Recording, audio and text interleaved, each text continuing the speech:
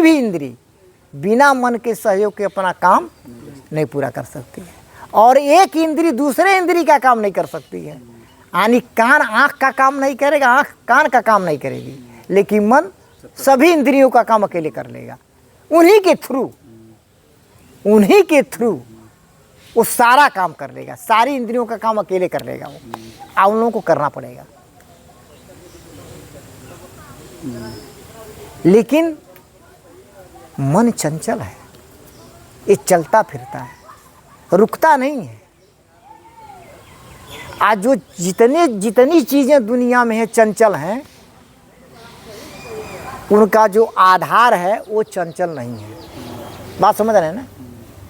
जैसे मान लीजिए लहरें हैं, मैं उदाहरण दे रहा हूँ, लहरें चंचल हैं। एक ढेला फेंक दीजिए, अभी देखिए लहर पैदा होगी, उसमें छोटी बड़ी लहरें पैदा होती जाती हैं, बड़ी लहर छोटी लहर को निगलती जाती है, ठीक है ना, निगलती जाती है।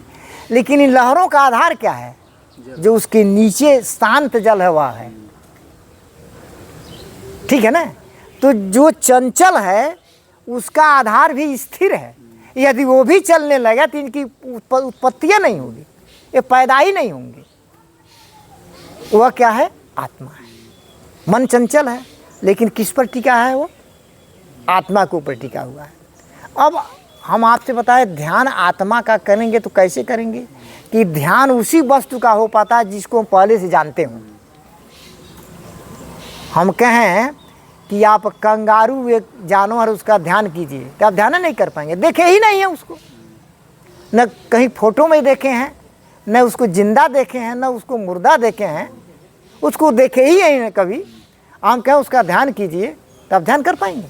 नहीं कर पाएंगे। ध्यान उसी का होता है जिसको हम पहले से जानते हो। तो यहाँ जब हम ब्रह्मांड में उस प्राण को चढ़ा रहे हैं, हम कहें आत्मा का ध्यान कीजिए, तो आत्मा को पहले हम जाने ही नहीं, देख ही नहीं पाए, उसका अनुभव ही नहीं कर पाए, तो फिर उसका ध्यान कैसे होगा? नहीं होगा। तो पहले तो सैद्धांतिक तौर पर उसको हम जाने कि आत्मा है कैसा। आप थोड़ा भी अगर जान जाएंगे तो नहीं पूरा ध्यान, तो थोड़ा लगेगा कि नहीं लगेगा?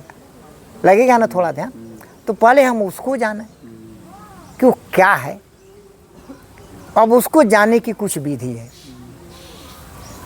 और उस पर ध्यान एकाग्र कीजिए। आँख सबको देखती है, लेकिन अपने अंदर लगे हुए काजल को देख पाती है? नहीं देखती है।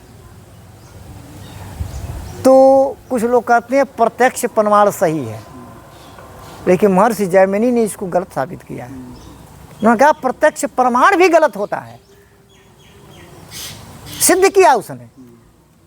पहला शास्त्र वही है, 6 शास्त्रों में पहला शास्त्र वही जिसको महर्षि जैमिनी ने लिखा है, उसका नाम है पूर्व मीमांसा। तो उन्होंने कहा कि प्रत्यक्ष प्रमाण भी गलत होता है। क्यों?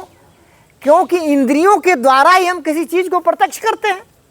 जैसे आँख रूप को प्रत्यक्ष करती है, कान ध्वनि को प्रत्यक्ष करता है, नाक गंध को प्रत्यक्ष करता है, जीवा स्वाद को प्रत्यक्ष करती है, और त्वचा इंद्रिय जो है स्पर्श को प्रत्यक्ष करती है।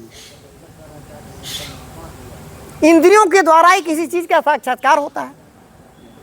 और इंद्रियों में ही विकार पैदा हो तो कैसे? तो प्रत्यक्ष भी गलत होगा कि नहीं होगा?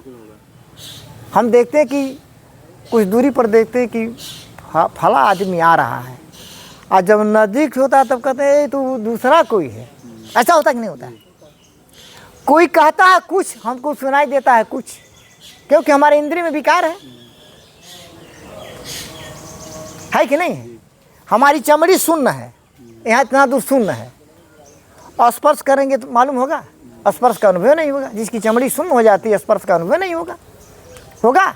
नहीं होगा। किसी के आंख में मोतियाबिंद है, नहीं दिखाई देगा। कि इंद्रियों के द्वारा ही हम किसी चीज को प्रत्यक्ष करते हैं, साक्षात्कार करते हैं। इंद्रियों में ही जब विकार हो गया तो कैसे ठीक से प्रत्यक्ष कर पाएगी? इसका मतलब प्रत्यक्ष प्रमाण भी गलत हो सकता है। तो उन्होंने सही प्रमाण किसको कहा है जानते हैं? उन्होंने जो अपौरुषेय ग्रंथ हैं उनको प्रमाण माना है, और जो आत्मा की आवाज़ को समझने की क्षमता रखता है वह 100% सही होता है। ये 200% सही होते हैं। वेद किसने लिखा अब तक खोज नहीं हो पाया। कुरान किसने लिखा है तो पता है, कब से है ये भी पता है, किसने लिखा है भी पता है। बाइबल किसने लिखा है भी पता है, कब से है ये भी पता है।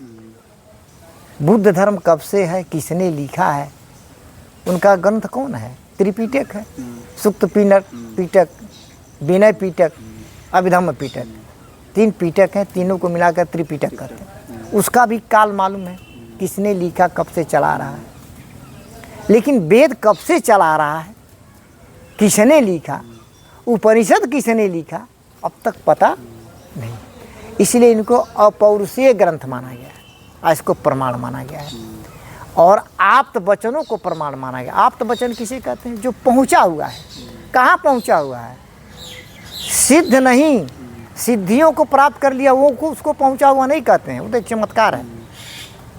जो डायरेक्ट उनसे नाता जोड़ लिया है उसकी बात सही होती, वो 100% सही है। केवल यही 2 ही बातें 100% सही हो सकती हैं, बकिया सही भी हो सकती हैं और गलत भी हो सकती हैं। बकिया गलत भी हो सकती है। अपौरुषेय और आप्त वचन। हाँ, अपौरुषेय जो ग्रंथ हैं, पुराण नहीं। पुराण तो पता है व्यास जी ने लिखा है, इसीलिए पुराण को पूरे भारत में मान्यता प्राप्त नहीं है। स्वामी दयानंद सरस्वती ने सीधे बहिष्कार किया उसका। किसी ने पूछा स्वामी दयानंद सरस्वती से, क्या पुराण गलत हैं, क्या पुराणों में गलत बातें कही गई हैं? तो उसने कहा नहीं, लेकिन जहर मिले हुए गुड़ के समान है, तो कौन छांटे, उसको छोड़ दो। भाई बहुत विद्वान रहेगा वही छांटेगा। आपका रामचरितमानस है जिसको गोस्वामी तुलसीदास ने लिखा है, ये भी प्रमाण नहीं माना जाता है। क्यों? क्योंकि ये भी मिक्स है, इसमें पुराणों की भी बातें लिखी गई हैं, वेद की भी बातें लिखी गई हैं, अन्य ग्रंथों की भी बातें लिखी गई हैं। ये मैं नहीं कह रहा हूँ, तुलसीदास खुदा कहे हैं, नाना पुराण निगमागम सम्मतं यद रामायणे निगदितं क्वचिदन्यतोपि स्वान्तः सुखाय तुलसी रघुनाथ गाथा भाषा निमंदमति मंजुल मातनोति। उन्होंने लिखा, मैं वेद से लेकर के लिख रहा हूँ, पुराण से लेकर के लिख रहा हूँ, रामायण से लेकर के लिख रहा हूँ, और कुछ अन्य जगहों से भी लेकर के लिख रहा हूँ। सब कहा तो विशुद्ध वेद की बात तो हुई नहीं, खिचड़ी हो गई। और जो रामायण पर प्रवचन देते हैं लोग, वो जो वेद वाला बतिया कि किनार दाद दी हैं, वो कि किनार दाद दी हैं। जैसे हमने कहा कि आँख सबको देखती है, अपने को नहीं देख पाती है, ठीक है ना? वैसे ही जिसको देखा जाता है, आत्मा पर मैं आ रहा हूँ, आत्मा को कैसे जानेंगे? जिसको हम देखते हैं, किसी चीज़ को देखा जाए तो उसमें 2 का होना जरूरी होता है। ध्यान दीजिएगा, एक देखता है और एक देखा जाता है। देखने वाला कोई और होता है, दिखाई देने वाला दोनों 2 रहेंगे, जिसको कहते हैं द्वैत। शास्त्र की भाषा में क्या कहते हैं? द्वैत, कि 2 होना जरूरी है। देखने के लिए 2 होना जरूरी है, 2 से अधिक हो सकता है लेकिन 2 से कम नहीं चाहिए। दृश्य और दर्शक, ठीक है ना? पूरे संसार का प्रलय हो जाए, अकेले आप बचे रहे तो किसको देखेंगे? किसको देखेंगे? पूरा संसार नष्ट हो जाए, अकेले आप बचे हैं तो किसको देखेंगे? इस शरीर को देखेंगे, क्योंकि शरीर आपसे भिन्न है, आप शरीर नहीं है। ध्यान दीजिएगा, आप शरीर नहीं, ये भी 2 हो गया। पूरे संसार के नष्ट हो जाने पर भी अभी आप 2 बचे हुए हैं। आप इस हाथ को देख रहे हैं, आप अपने कपड़े को देख रहे हैं, अभी 2 है। अब कुछ भी नहीं तो अपने शरीर को देख रहे हैं, दुनिया में तो कुछ बचा नहीं, अपने शरीर को देख रहे हैं, तो भी 2 है कि नहीं? एक देखने वाला और एक दिखाई देने वाला। लेकिन शरीर भी नष्ट गया, केवल आप बचे हैं, तो किसको देखेंगे? कुछ भी नहीं। तो इसलिए आत्मा अपने को दिखाई नहीं दे पाएगी, क्योंकि दिखाई देने के लिए 2 होना चाहिए। वही देख रही है, तो कैसे देखेगी फिर? तो जो सबको देखता है उसको कौन देखेगा भाई? जो सब देखता है उसको कौन देखने वाला बचेगा? वो अकेले बच जाता है, वही आत्मा है। आपके शरीर में अकेले हैं। मन को आप देखते हैं कि नहीं देखते हैं? मन को आप जानते हैं कि नहीं जानते हैं कि हमारा मन है? हमारी इंद्रियां एक कर रही है, हमारा पैर चल रहा है, हमारी आंख देख रही है, हमारा कान सुन रहा है, हमारा जीभ स्वाद ले रही है, हमारी चमड़ी स्पर्श कर रही है। आप देखते हैं कि नहीं देखते हैं? लेकिन जो सबका अनुभव कर रहा है उसका अनुभव कोई करेगा, वो अकेले बच जाता है, वही आत्मा है। आगे बात समझिए। जिसको जिसको आप जानते हैं वह आप नहीं है। जो कुछ भी आप जान ले रहे हैं वह आप नहीं है। इसीलिए गोस्वामी जी ने वेद की बात रामायण में कही है क्या, कि गो गोचर जह लगी मन जाई, सो सब माया जाने हो भाई। यह इंद्रियां और इंद्रियों की पहुंच और मन जहां तक जा रहा है वहां तक माया है। माया माने क्या होता है? माँ माने नहीं, आया माने जो, संस्कृत का शब्द है माया। माँ माने नहीं, जो नहीं है लेकिन लगता है कि है, उसी को माया कहते हैं। ये शरीर भी नष्ट होने वाला है, ये मन भी नष्ट होने वाला है। आपका मन रोज नष्ट होता है, आपकी इंद्रियां रोज नष्ट होती हैं, आपकी शरीर रोज नष्ट होता है।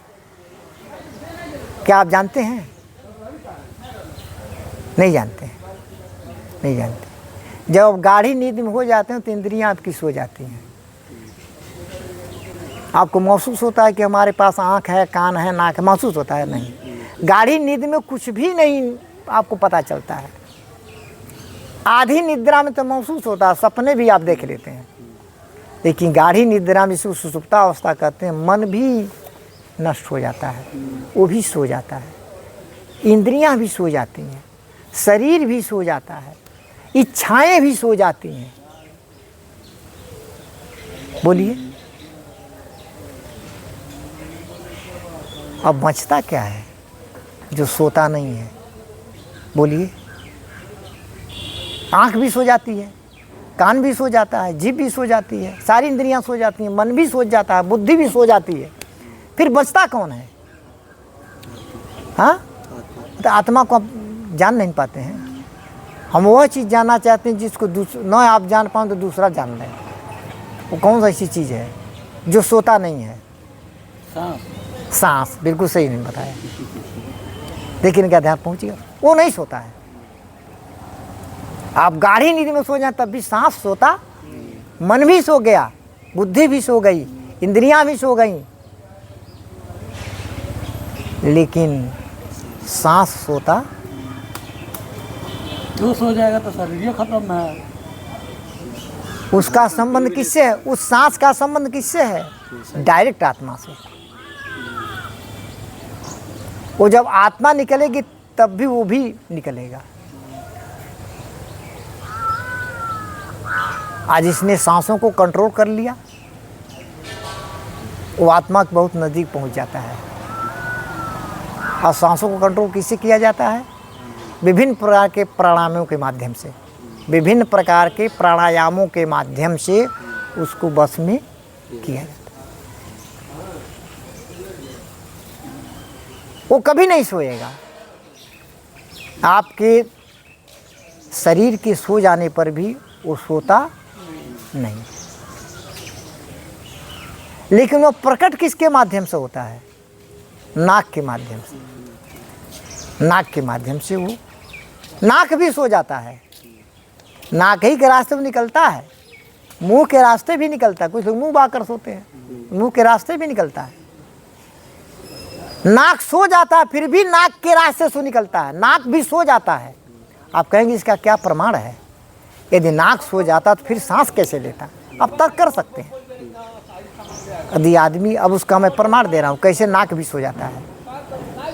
गाढ़ी नींद में आदमी सो गया है, कितना हूँ तेज गंध वाला फूल उसके पास ले आइए वो सूंघ नहीं पाएगा, लेकिन सांसवा चलेगा।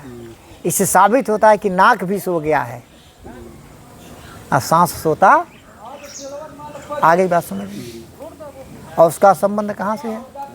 सांस चूंकि चंचल है, ये आता जाता है, आज जितनी चीज़ें चंचल हैं उसका आधार निश्चल है। जैसे लहरों का आधार पानी जो है निश्चल है, तो जो निश्चल है वही सांस का आधार है, वही आत्मा है।